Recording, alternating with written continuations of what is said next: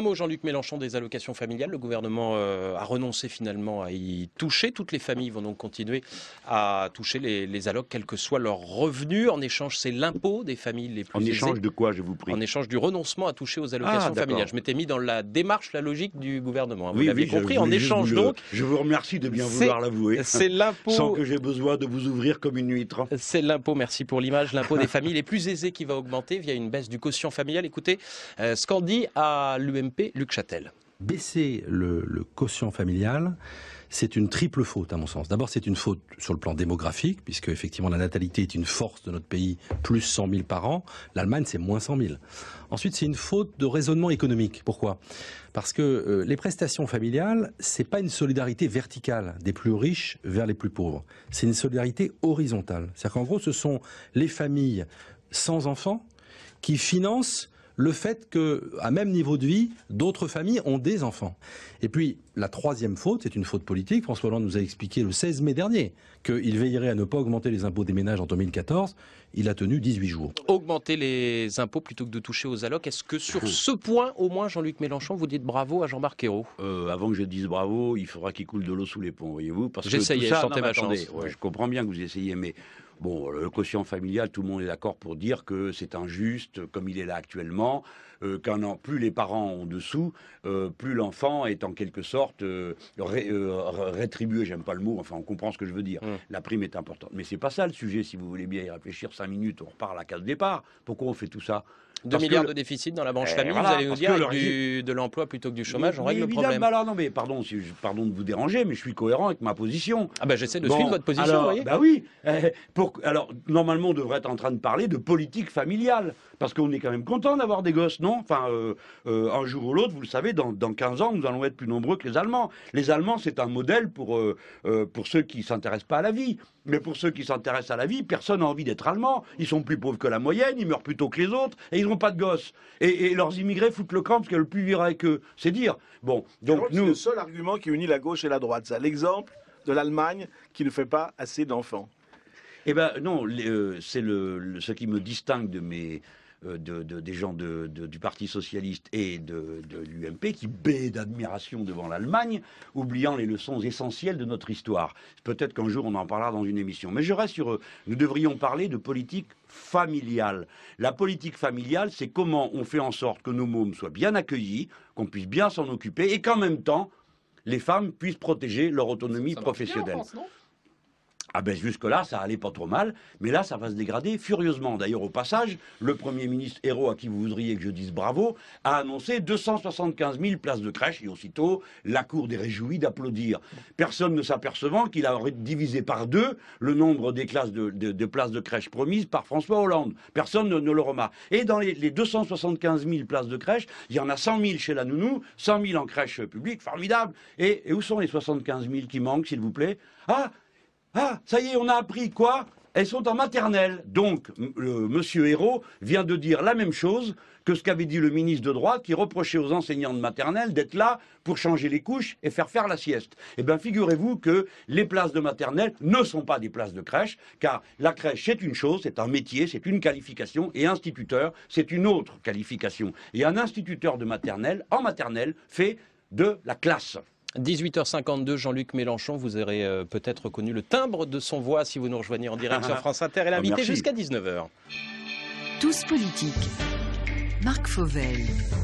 Le timbre ou les idées, hein. Évidemment, on va évoquer maintenant l'avenir du front de gauche, Jean-Luc Mélenchon. Question d'Arnaud Le Parmentier. Donc, Monsieur Mélenchon, vous avez à affronter l'année prochaine, comme tout le monde, 2 élections. Les élections municipales, dans lesquelles vos alliés, les communistes, voudraient faire des alliances, je pense, avec le Parti Socialiste. Et les élections européennes, où je suppose, c'est une question, vous voudrez aller sous vos propres couleurs.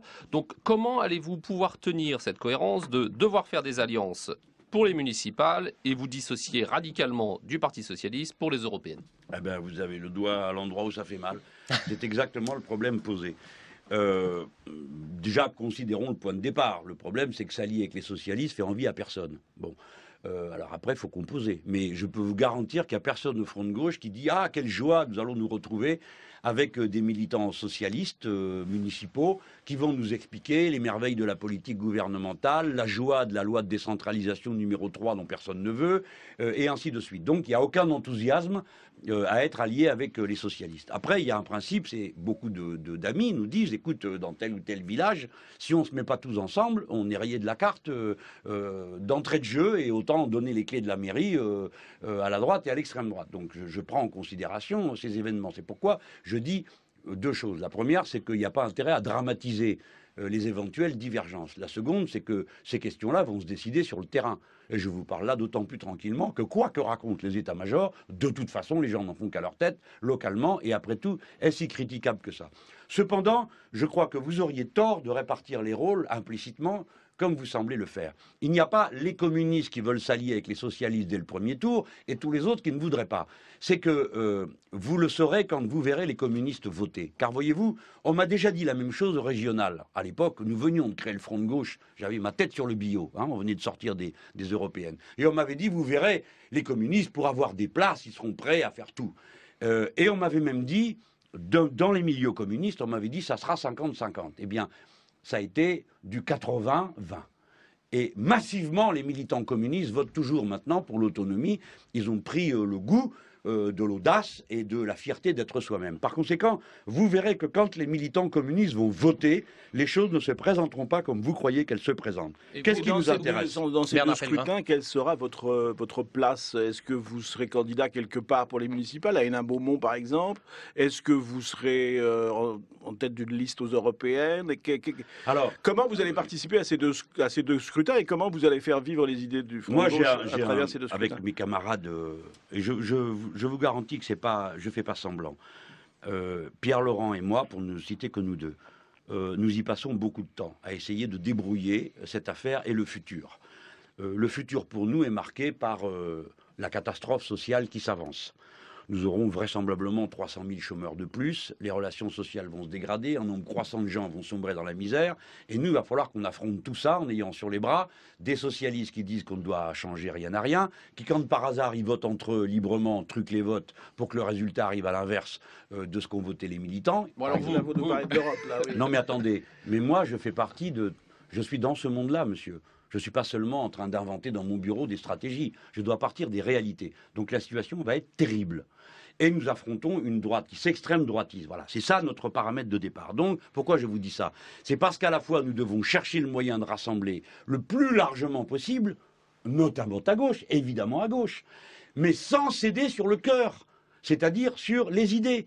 Pourquoi? Parce que si nous donnons de nouveau le sentiment que nous sommes en train de nous accorder avec les socialistes, de faire notre popote, un jour on se dispute et le lendemain on avale tout rond tout ce qu'ils proposent, nous serons balayés comme le seront les socialistes. Vous car ferez vous quand verrez même une ligne indépendante que les aux municipales, européennes, monsieur Mélenchon. Évidemment, dans les deux cas, moi je me bats pour une ligne autonome, car il y a 2 tours à l'élection municipale et il n'y a qu'un seul tour à l'élection européenne. Donc à l'élection municipale, ma position personnelle, mais je ne veux pas dramatiser le fait qu'on ne soit pas d'accord avec moi, ma position personnelle, c'est au premier tour, il y a une liste du Front de gauche, ou des fois ça sera une liste du Front de gauche et des écologistes, parce que les écologistes vont faire des listes. Oui, il peut y avoir des listes comme ça. Et vous irez vous-même au municipal? Alors, pour reprendre la question Bernard Pellegrin, à Hénin-Beaumont, pas de Hénin-Beaumont? Non, moi je suis pour le mandat unique. Je vous garantis que les journées ont 24 heures, elles sont déjà remplies. Je n'ai pas un midi, pas un soir, pas un week-end. Et je lis dans les journaux que je suis un roi fainéant. Alors, là, mais pourquoi? Mais justement, oui, c'est ça. Il y avait un article chez nous, dans Le Monde, on disait que vous étiez peu assidu au Parlement européen, 736e place sur 754. Oui, c'est ça, je la connais celle-là. Elle est tellement nouvelle, ça fait 1 an que ça dure. Hein. Bon, non, mais les chiffres sont faux. Non, c'est pas ça du tout. C'est pourquoi vous... Non, les chiffres sont faux, bien sûr. Pourquoi? Les chiffres sont faux. Bien Vous sûr. êtes plus présent que notre 17.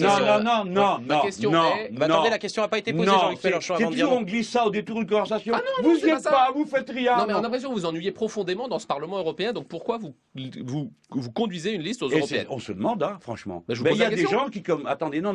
D'abord, commençons par le point numéro 1. Je suis un bon et efficace député européen. Il n'y a que moi qui fais des campagnes permanentes pour expliquer ce qui se passe au niveau européen, et peut-être qu'on va réussir à en parler ce soir, notamment sur le grand marché transatlantique et le reste. Je suis présent dans une proportion égale à celle de M. Cohn-Bendit, qui lui est président de groupe, d'accord? Et mon taux cette année est de 87% de présence. Alors je veux bien qu'à 87%, on dise que je suis là quand j'ai le temps. Hein. Non, ça commence à bien faire. C'est une petite musique qui est toujours la même avec moi. On ne discutera pas de mes idées, on ne discutera pas de mes engagements, on discutera de ma manière de parler ou de mes résultats. C'est vous qui avez commencé par ça, monsieur le Parmentier. Vous-même, est-ce que vous n'avez pas abusé de vos congés de maladie cette année? J'ai eu la chance de ne pas avoir été Et combien en avez-vous maladie. écrit d'articles? On dit que vous n'en écrivez pas tant que ça. Un Des par collègues semaine. jaloux sans doute. Voilà, on avait échappé Eh ben à oui, l'échange bah moi, entre c'est Jean-Luc pareil, j'ai Mélenchon un et le collègue représentant jaloux du qui journal Le s'appelle Monde, c'est fait. Beauvais Cohn-Bendit, qui raconte des conneries sur moi à longueur d'année. Et ben vous aussi, vous avez des collègues qui sont jamais Mais Merci. vous vous ennuyez au Parlement européen. Et 3 secondes pour répondre, Ça, s'il vous plaît. c'est subjectif, ça. Moi, je vous le dirai pas. Moi, partout où il se passe de la politique, je suis passionné. Mais ce Parlement n'est pas un Parlement, tout le monde le sait. Merci à vous, Jean-Luc Mélenchon. Merci d'avoir accepté l'invitation ce soir de France Inter du Monde et de On n'aura l'agence. pas dit un mot du grand marché transatlantique On a à plus cause le temps, des bêtises Ce de sera monsieur pour le une Parmentier. prochaine parlé fois des si vous tunnels. revenez, évidemment. Merci beaucoup, Jean-Luc Mélenchon. Merci.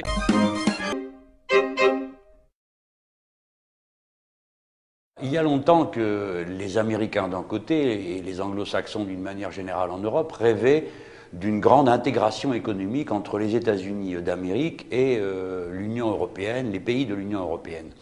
Mais ce projet avait capoté dans la période de la guerre froide parce qu'il était trop ouvertement provocateur à l'égard de la Russie. Il a donc réapparu immédiatement après la chute du mur de Berlin, progressivement mais fermement. En 1998, une première formule est proposée. Elle est repoussée par le gouvernement français, qui était à l'époque celui de Lionel Jospin, Jacques Chirac étant président de la République. Les protagonistes sont donc attendus et puis ressortis leur projet en 2006, et cette fois-ci sous la forme de 2 rapports, l'un présenté par une démocrate chrétienne, l'autre par une membre du SPD, le Parti social-démocrate allemand. Et c'est en 2006 que le Parlement adopte l'idée d'un projet de grand marché transatlantique. Il s'agit d'un marché de manière assez banale, maintenant on connaît la formule, entre les États-Unis et l'Union européenne, un marché sans entrave, sans réglementation financière, enfin bref, tout ce qui fait les merveilles d'un marché unique où prévaut la concurrence libre et non faussée. Un bond en avant a été fait en 2007 sous la présidence de Mme Merkel, qui présidait l'Union européenne à ce moment. Il y a eu une rencontre entre Bush, Barroso, Merkel, et les trois ensemble ont non seulement décidé d'amplifier le mouvement, de confirmer la date de 2015 comme date à laquelle le grand marché devrait être accompli, mais ont aussi créé un organisme qui est le Conseil européen transatlantique, le Conseil économique transatlantique, et ce Conseil économique transatlantique a déjà rendu 3 rapports. Si je mentionne ce chiffre des 3 rapports, c'est pour la raison que personne n'en a jamais entendu parler nulle part, et que ça ne fait que souligner le caractère tout à fait adémocratique de la procédure, car ce Conseil est chargé, lui, de mettre en place le grand marché pour 2015. Alors, ce marché, il pose le problème suivant. Comme, au fond, le marché unique, nous sommes maintenant bien placés pour savoir qu'un marché sans entrave réglementaire, avec la totale liberté de circulation des marchandises et des capitaux, progressivement aboutit premièrement à un dumping social total, à la règle du moins-disant social, financier, fiscal, ça c'est ce que nous avons pu vérifier en Europe, et surtout que progressivement se désintègrent toutes les structures collectives que la vieille Europe a cultivées au fil des luttes de classe et des conquêtes progressives. Je pense à toutes les institutions de santé, de services publics, d'éducation qui reposent sur le principe de la répartition et du service public, toutes choses qui sont absolument inconnues des États-Unis d'Amérique, et vous pensez bien que l'ajustement entre les deux se fait toujours dans le sens de la marchandisation d'absolument tous les biens et services. Voilà donc comment les choses, dorénavant, avancent, et il y a un organisme qui s'est constitué, un organisme parlementaire, dans lequel on trouve une délégation du Parlement européen, une délégation des 2 assemblées américaines. Et ce Conseil économique transatlantique, eh bien lui, il est coprésidé par le proche conseiller du président des États-Unis d'Amérique pour les questions économiques, et en Europe par le commissaire, le membre de la Commission européenne, qui est un social-démocrate allemand, qui a en charge, donc, avec son homologue américain, de tout faire pour que les choses avancent. Voilà. Donc c'est ça le grand projet, le grand marché transatlantique. Il a été voté systématiquement par la droite, tout le Parti socialiste européen, inclus les Français. De temps à autre, il y en a un qui s'abstient de Français, mais c'est le maximum de résistance qu'ils aient opposé à ce projet. Et évidemment, seul vote contre le groupe de la gauche unie européenne. Je crois que l'un des enjeux pour, je dirais, la liberté citoyenne des citoyen européen, c'est de pouvoir se saisir d'une question pareille, car elle ne manque pas d'ambition. Il est dit dans la dernière résolution du Parlement, elle est très récente, elle date du 26 mars de cette année, il est dit que le projet est de faire en sorte que ce partenariat soit ancré pour cette génération et les générations futures. Tout ça dans le dos des citoyens. Incroyable, non ?